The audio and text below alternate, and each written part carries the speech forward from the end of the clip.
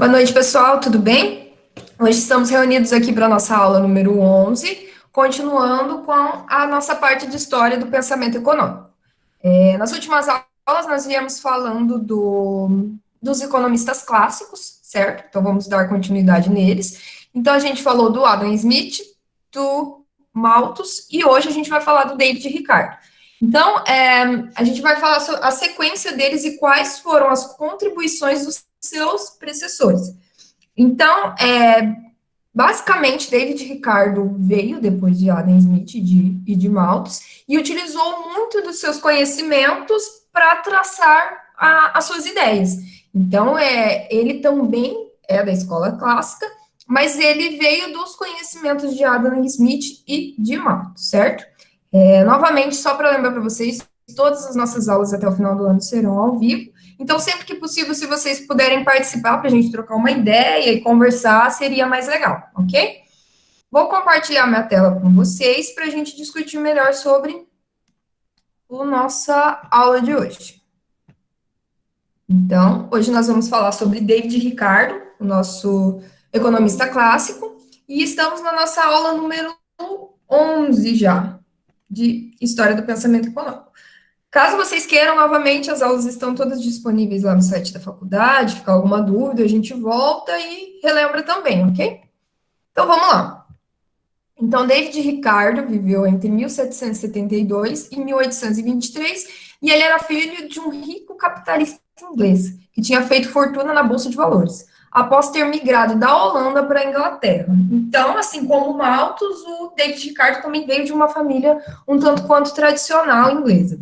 Então, o jovem Ricardo teve mais êxito ainda que seu pai na Bolsa de Valores, tendo se transformado em um homem muito rico antes dos seus 30 anos. Então, era um cara jovem, que já veio de uma família rica, e conseguiu também fazer carreira dentro da Bolsa de Valores, assim como seu pai. E em 1799, ele leu A Riqueza das Nações, de Adam Smith, e desde então até sua morte, passou seu tempo estudando e escrevendo sobre questões de economia política, e aumentando sua fortuna. Então, David Ricardo, ele passou a sua vida já envolvido com a economia, né? Então, até a sua forma de gerar riqueza foi através da Bolsa de Valores, e depois que ele estudou a riqueza das nações, ele dedicou sua vida também a falar, estudar e tentar traçar a economia política da época. Então, Ricardo, ele viveu na mesma época turbulenta que Malthus, e como ele foi influenciado tanto pela Revolução Francesa quanto pela Revolução Industrial. E nesse período, como a gente já falou bastante na aula passada, analisando os estudos de Malthus, havia uma crescente inquietação da classe operária, e sempre uma luta muito grande entre os capitalistas e os proprietários de terras ingleses. Então, eles acabaram vivendo num momento onde havia muita mudança, tanto na forma de produção, dentro da economia, e também da inquietação dessas classes, tanto a classe operária, quanto a luta dos capitalistas e dos proprietários de terra. Então, a gente já falou bastante sobre isso nas outras aulas, então ele também acabou vivendo um pouco desse período. E sua opinião sobre a classe operária não era tão diferente assim do que Malthus já falava, que Malthus estudava. Então, Ricardo aceitou a teoria da população de Malthus, que nós vimos na aula passada, na questão da crescente população, que crescia em progressão geométrica e os alimentos em progressão aritmética. Então, ele aceitava essa essência de que realmente a população ia crescer muito, e suas conclusões quanto à natureza e à causa da pobreza dos trabalhadores também vieram de Malthus e vieram também de Adam Smith. Então, como ele estudou bastante, esses dois antecessores dele, né, eu falei errado naquela hora, esses dois antecessores dele, como ele estudou bastante suas teorias e o que eles viviam naquele momento, e conseguiu analisar a causa da pobreza e dos trabalhadores e como a economia se comportava na época. Dando continuidade, uma das primeiras teorias que ele analisou foi a teoria da renda e da terra. Então, em sua análise dos problemas econômicos, ele construiu um modelo teórico fundamentado numa economia predominantemente agrícola. Então, ele estudou a economia como se ela fosse, não, uma economia baseada na agricultura.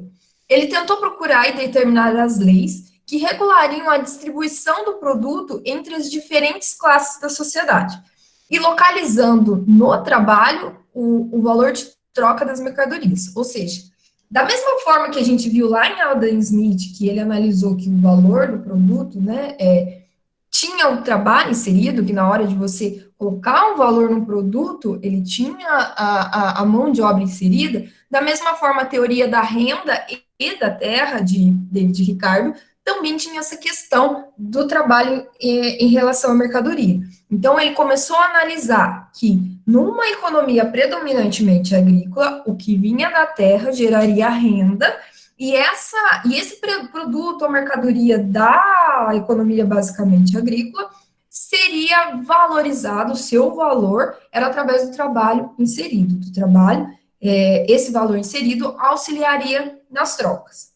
Apesar disso, acreditava que o custo do capital pode influenciar os preços e que o aumento dos salários sobre os preços relativos iria depender da proporção desses dois fatores de produção, ou seja, o preço do produto vendido ia depender dos fatores de produção inserido nele, que seria terra e trabalho, capital e trabalho.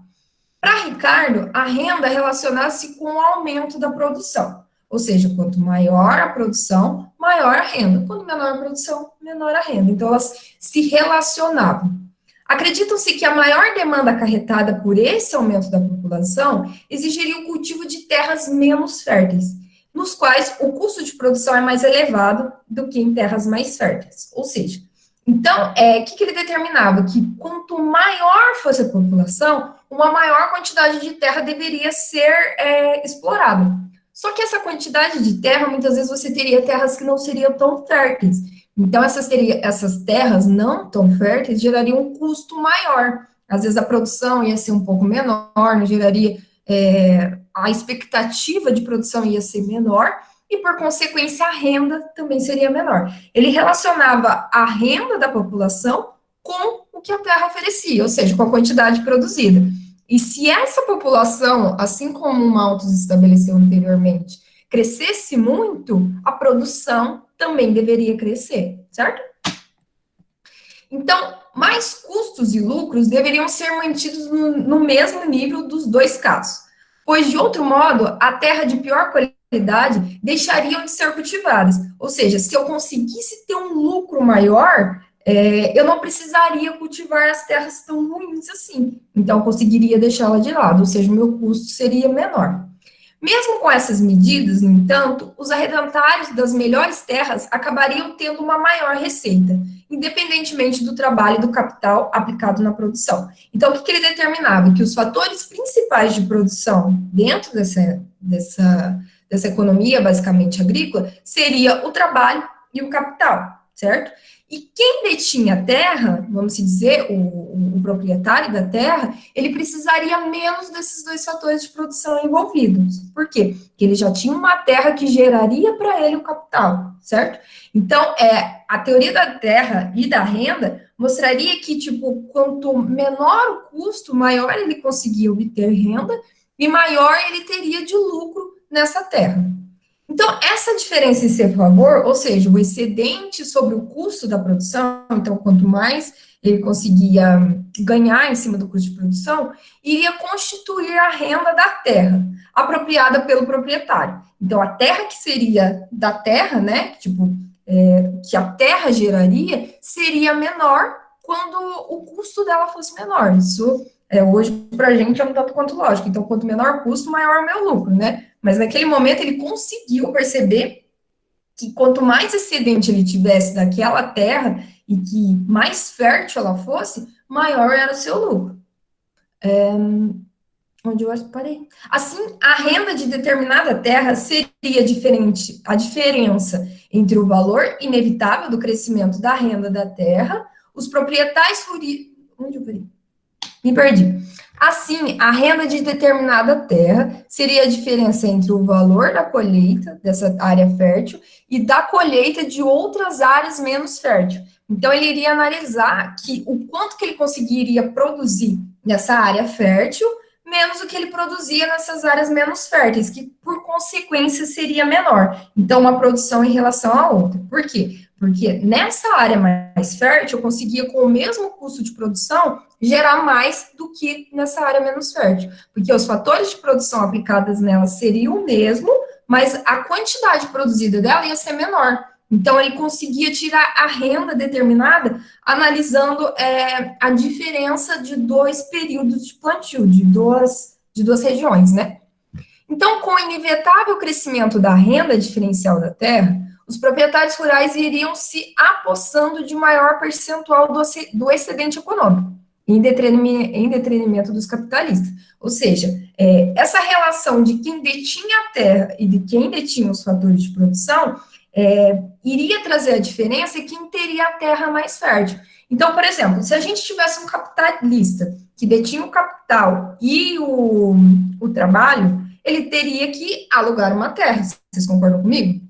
Se ele alugasse uma terra, por consequência, ele queria alugar uma terra mais fértil. Porque se ele alugasse essa terra mais fértil, o mesmo valor que ele estaria pagando pela terra, o capital investido e o trabalho investido nessa terra geraria a mesma quantidade de renda do que uma terra menos fértil. Então, na relação que David Ricardo estabeleceu, que quanto mais eu conseguisse retirar das terras férteis, né, maior seria a renda do produtor e do proprietário da terra, porque ele poderia cobrar mais por uma renda, por uma terra que seria mais fértil. Então, por que ele ia cobrar o mesmo valor numa terra menos fértil? Então, o proprietário de terra conseguia ganhar em detrimento dos capitalistas, então, em cima do capitalista, quando ele tinha uma terra fértil e ele cobrava mais por isso. Nota-se que, se o conceito populacional que Malthus tivesse dito anteriormente, as terras menos férteis também deveriam ser produzidas, certo? Elas deveriam gerar também recursos para poder alimentar toda essa população.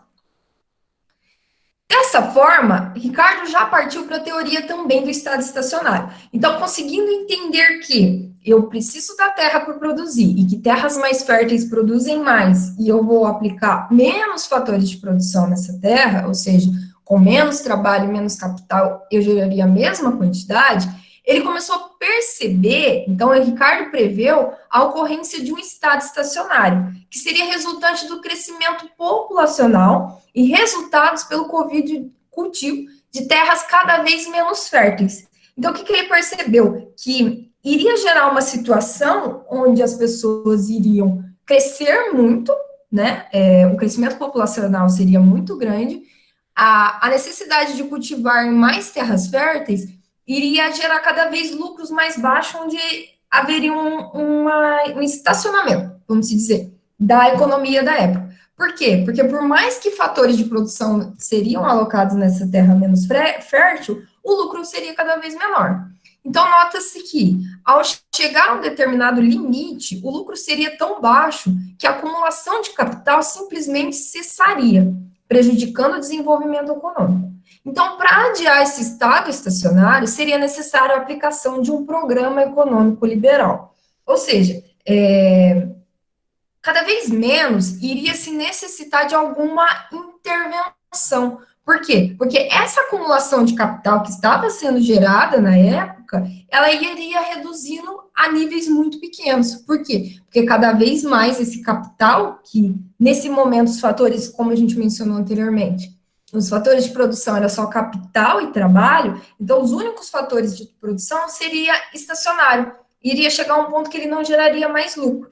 Então, o que ele percebeu? Que eu tendo um programa liberal, um programa econômico, a liberdade entre os produtores de poder produzir a quantidade necessária, de poder vender, então ter um Estado liberal evitaria essa questão do Estado estacionário. Então, ele percebeu que sim, que iria chegar a um ponto que não iria gerar mais capital, porque iria precisar dessas terras menos férteis, porque a população estava crescendo muito. Então, havia essa necessidade de ter uma liberdade, de ter uma livre concorrência para produzir de forma adequada, para que os fatores de produção aumentassem e não diminuíssem. Então, que o capital aumentasse e que o trabalho seria cada vez melhor aplicado e isso não diminuísse. Então, a gente pode analisar a teoria da renda e da terra juntamente com o estado estacionário, seria uma consequência, certo? Então, quando eu analiso a teoria da renda e da terra, o estado estacionário vai ser a consequência dessa situação. Por quê? Porque se eu entender que eu vou ter que usar essas terras menos férteis porque existe uma maior população, a minha renda vai ser cada vez menor. Ou seja, o lucro vai ser cada vez menor, tanto dos capitalistas quanto dos proprietários de terra.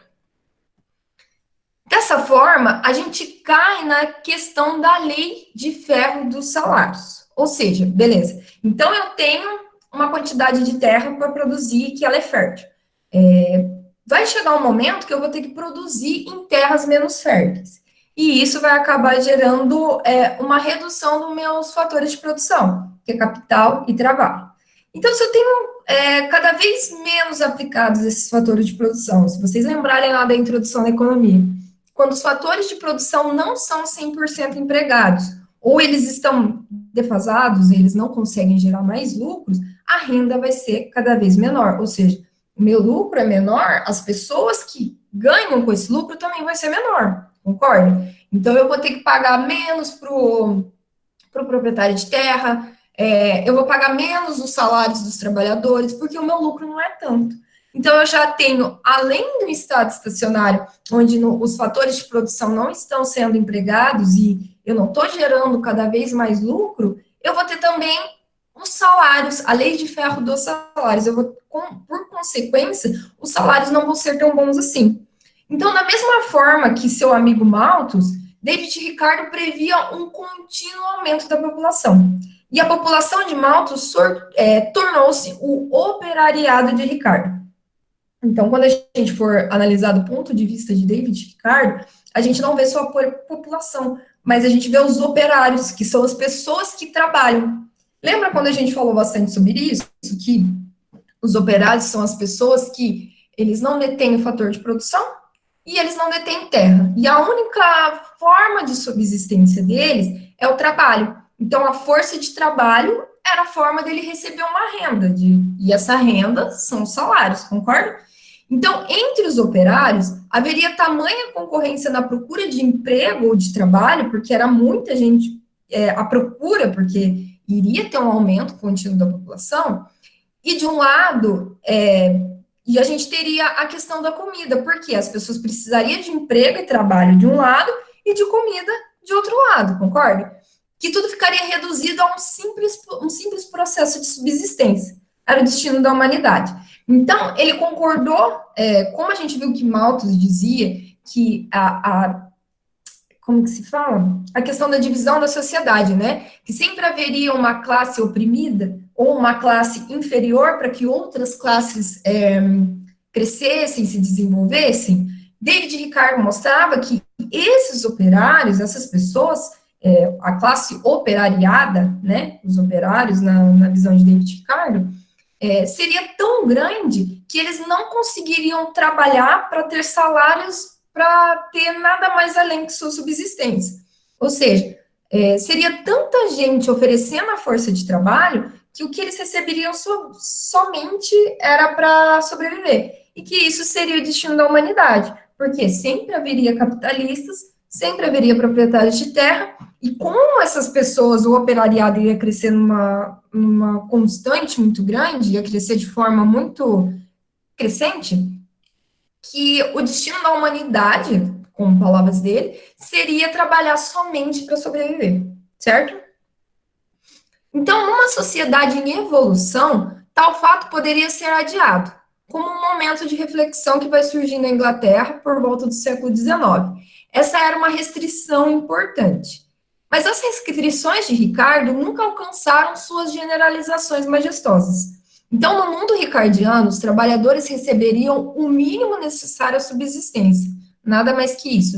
Era chamada lei de ferro e fogo dos salários. Então, o que ele via? Que por mais que essa sociedade evoluísse e ela pudesse ter um outro cenário no futuro, isso por um longo tempo não ocorreu, certo? Então, nessa questão ricardiana, no ponto de vista deles,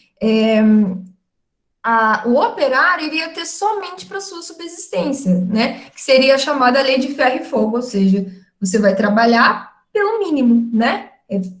como diz tudo, quando a gente fala a questão de esse trocadilho, né? Ferro e fogo, que você trabalha muito por muito pouco, certo? Então, seria somente para a pessoa sobreviver.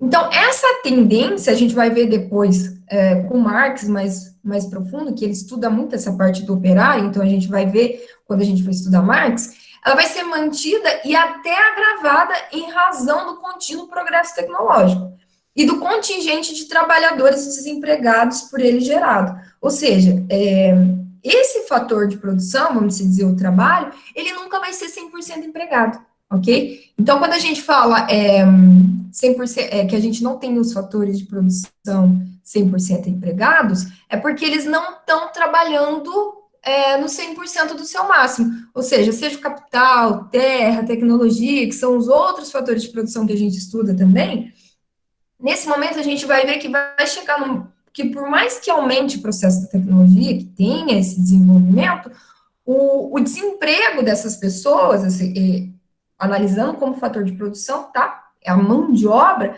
não vai ser 100% empregada, ok? Que por passar dos anos, essa lei de ferro e fogo vai se permanecer.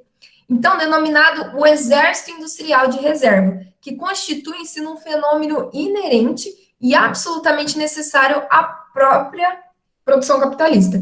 Ou seja, esse fator a gente vai ver que vai se perdurar por muito tempo para que a produção capitalista resista e cresça. Pode pensar que isso é ruim? A gente pode pensar, porque quando você é uma classe operária oprimida, igual a gente comentou na última aula, que vivia situações muito ruins no trabalho, para que outra classe crescesse, mas naquele momento a necessidade da economia é que essas classes que detinham os fatores de produção e que detinham a propriedade de terra se desenvolvesse para que a economia também crescesse. Então, esse exército industrial de reserva seria muito grande por um longo espaço de tempo. Dentro disso, a gente caiu na teoria das vantagens comparativas. Por quê? Quando o David Ricardo analisou Adam Smith, ele percebeu que a teoria das vantagens absolutas era para explicar o funcionamento do comércio internacional. Ou seja, quando Adam Smith falava dessa teoria das vantagens absolutas, é que cada país produzisse o seu, vamos dizer, o seu bem que ele tenha mais especialidade, correto? Então, ele tinha uma vantagem absoluta em relação aos demais países. Então, o que Ricardo começou a analisar dentro desse cenário que até então nós vimos de terra, de aplicação de trabalho e capital, como que um país poderia se destacar em sua vantagem absoluta, conforme a Adam Smith falou. Beleza, então se eu tenho terra limitada, né, se meus fatores de produção são limitados, se eu não conseguir gerar muito capital com isso, e eu vou ter muita mão de obra disponível, que vai ser o meu maior fator de produção, mas a um custo muito baixo, como que esses países, essas economias vão se desenvolver com uma vantagem absoluta? Então, ele criou a questão da vantagem comparativa, a teoria das vantagens comparativas.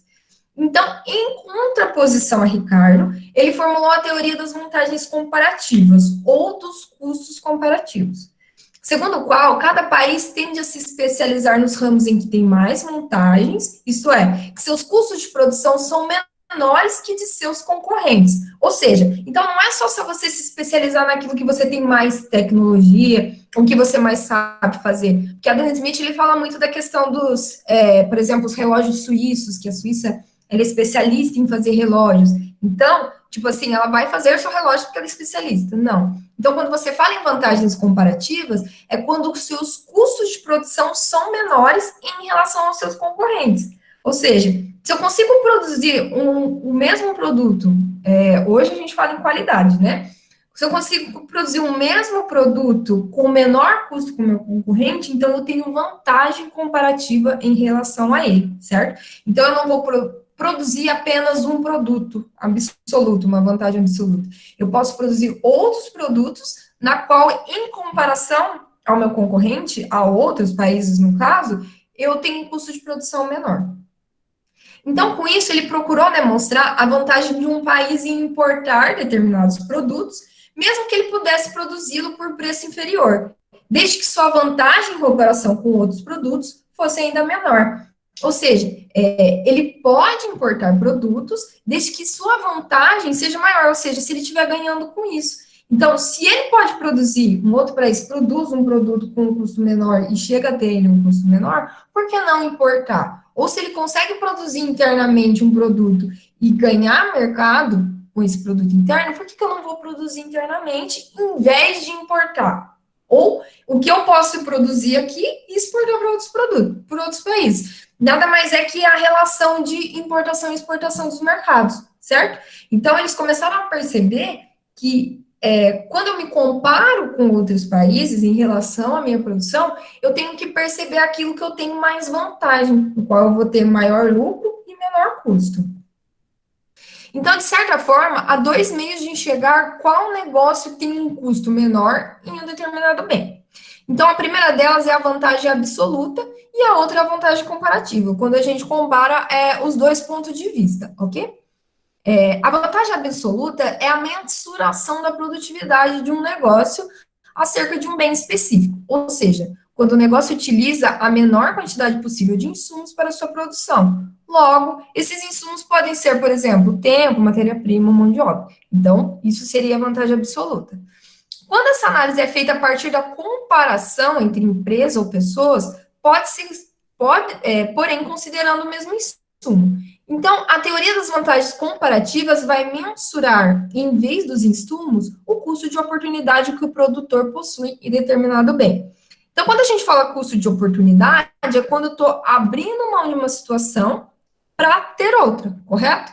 Então, eu estou abrindo mão de produzir um produto para importar de outros países. Então, eu consigo fazer essa comparação dentro do meu custo de oportunidade. O que eu estou deixando de ganhar ou de perder no momento que eu estou produzindo? Nota-se que aqui fala também que esses insumos podem ser comparados, ou não. Ou você pode utilizar esses insumos para você fazer a sua análise se você está conseguindo, vamos dizer, ter um maior custo ou um menor custo quando você relaciona na produção de um outro país, quando o produto é produzido em outro país. Por exemplo, a gente sabe que o Brasil é um dos maiores exportadores de grãos. E a gente sabe que, por exemplo, o trigo é produzido no Brasil, muitas vezes ele vai para a Argentina para refinar e vira e volta em forma de farinha.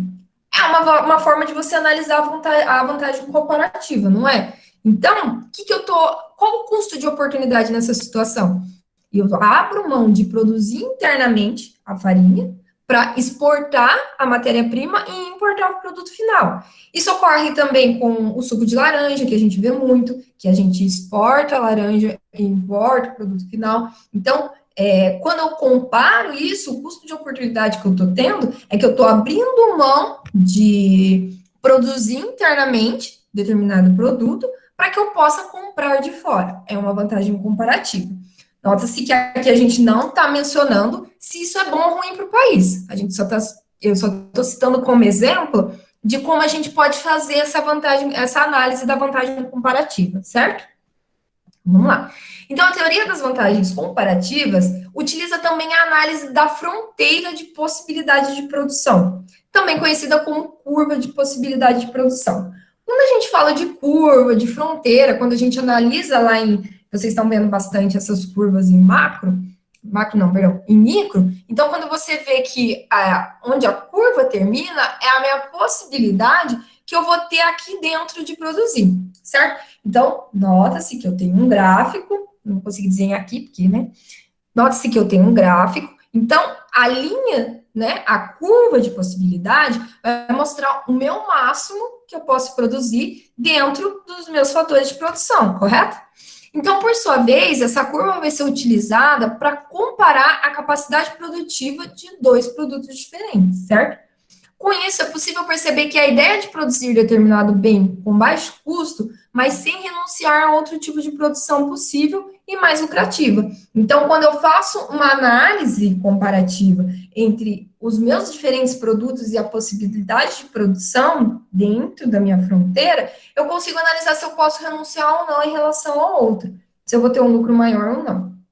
Então, ao mesmo tempo, O intuito aqui é focar em expor o seu produto principal, ou seja, qual produto principal seria melhor dentro da minha vantagem comparativa. E desse modo, importar aqueles que não se enquadram na sua vantagem comparativa. Então, quando você analisa a teoria da vantagem comparativa dentro da análise da fronteira, ou seja, da curva de possibilidades de produção, é possível sim você conhecer quando você vai ter vantagem em relação a outro país no produto que você está importando ou exportando.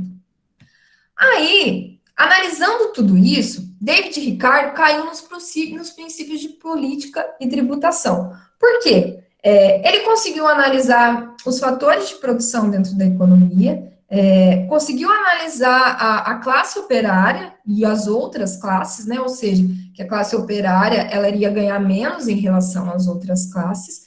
Conseguiu analisar também dentro de seus estudos a questão da vantagem comparativa quando um país consegue ter vantagens em comparação ao outro, e nisso ele caiu na análise de política e tributação. Por quê? O que tudo isso, o que eu vou fazer com tudo isso se eu não posso traçar estratégias políticas, analisar a economia e a sociedade, e como isso pode gerar tributos ou não para dentro de um país, certo?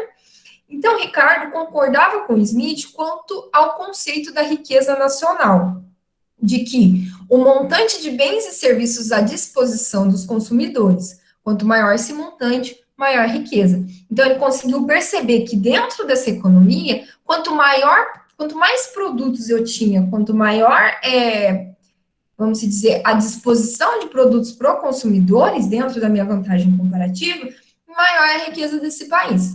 Então, Ricardo, ele não vê o crescimento dessa riqueza como algo retilíneo, e sem conflitos, como imaginava Smith. Então, Smith analisava que sempre ia crescer, né, a riqueza nacional, conforme a produção cresceria, mas sem conflitos, né, sem conflitos entre as classes.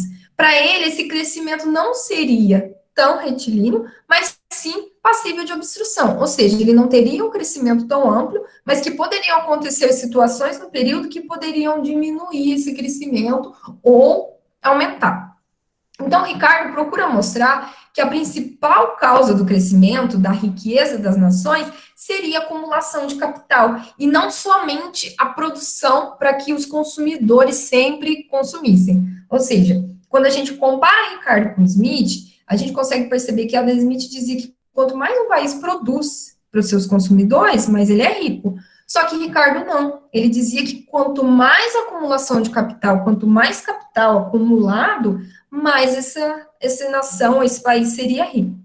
E essa acumulação, por sua vez, vai depender da taxa de juros. Pois, segundo Ricardo, tanto os agricultores como os industriais são, antes de tudo, investidores. E, como tal, não podem viver sem lucro, da mesma forma que os trabalhadores não podem viver sem salários. Então, o que ele começou a analisar? Como que a taxa de juros da economia iria se comportar dentro dessa produção? Ou seja, não era somente produzir para vender.